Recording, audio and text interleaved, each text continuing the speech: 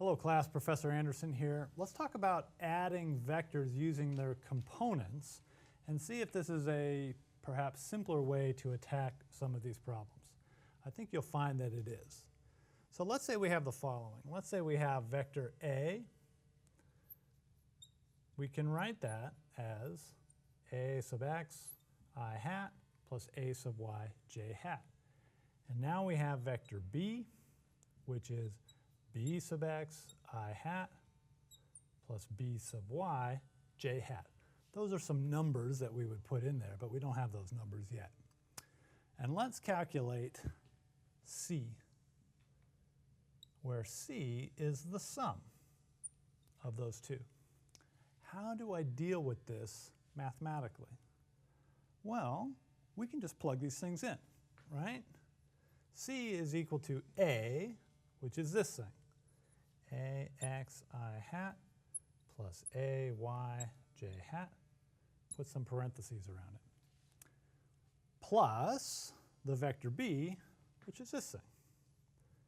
Bx I hat plus By j hat. And now those parentheses are irrelevant, right? We don't need the parentheses anymore. And so we can rewrite this as the following. Ax I hat plus Bx I hat plus Ay j hat plus By j hat. And now look what happens. We have common terms in the first two. We have common terms in the second two. And so we can put them together and we get the following. Ax plus Bx I hat plus Ay plus By j hat. Okay. And this is the great thing about vector addition. All you have to do is figure out the components, and then you just add up all the components. Add up all the x components, keep them separate. Add up all the y components, keep it separate. And in fact, you could do this for any number of vectors. We just did 2 here, but you could have 3 or 10 or 100 vectors. And all you really have to worry about is the components. This is a very nice approach. So let's take a look at 2 things here. Let's ask the following question. What is C equal to? And what is the angle theta equal to? Right? If we are in polar coordinates, we want to know the magnitude, which is C, and we want to know the angle relative to the x-axis, which is theta. So, how do I do it? Any thoughts? How would we get C? Yeah. Well, since C is a length, wouldn't you do Pythagoras' theorem? We would do Pythagorean Theorem, absolutely. What do I want to square to add up? You want to square I hat and j hat. Okay. I hat squared is just 1. J hat squared is just 1. So we don't really have to worry about the I hat and j hat, but what we do have to worry about is the stuff that's in front of the I hat and the j hat. Okay? So let me ask you a question. Is this the right answer?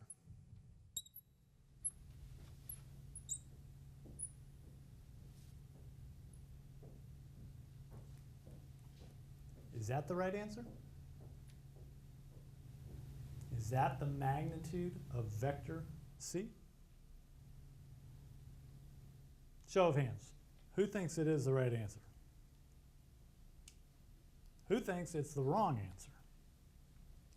Who is still awake out there in that dark room? I can barely see you guys. Okay, it's the wrong answer. Why is it the wrong answer? What have I done wrong? Yeah, what do you think? Add those components before you square them. Add them before we square them. Absolutely right. The x component for C is ax plus bx. So I need to add those first and then square it.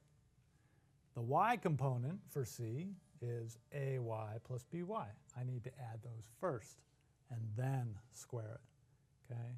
And then, you know, you're going to FOIL it out and you're going to get some extra terms in the middle, all right? So you got to be careful about adding them first and then squaring them, all right? And now we got it right. We can take off our little question mark. What about the angle theta?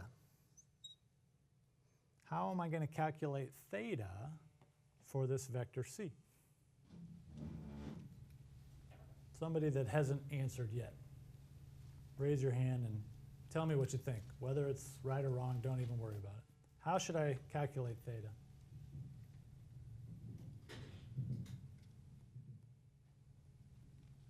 Anyone? Yeah. Using sine or cosine?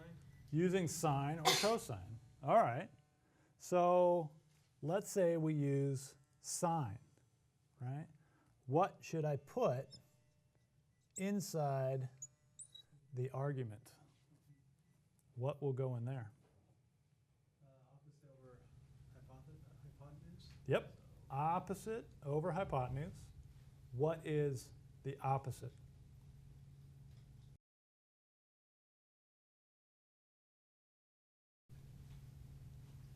Yeah. 4. 4. Oh, wait, no, sorry. I was totally looking at something else. Never mind. It could be 4. I haven't given you any numbers Yeah. yet, but Yeah, it could it's a totally different be graph. 4. Oops. There's this old joke in physics. The answer is 3. You just have to pick the appropriate units. Yeah. Yeah, I know. Physics humor. Can't get enough of it. I understand. All right. So arc sine of something. Opposite. What are we missing here? What we're missing is a picture, right? We don't really have a very good picture of this thing. So let's put a picture together. Okay? We don't know exactly what A is. We don't know exactly what B is. But what we do know is that C is going to be some vector in this xy space. And that vector is going to have a cy component and a cx component. And it's going to be at an angle theta. The cx component is just this stuff right here, ax plus bx. The cy component is going to be the other stuff right here, ay plus by. So what is the sine of theta? You said sine of theta is opposite, which would be this, right?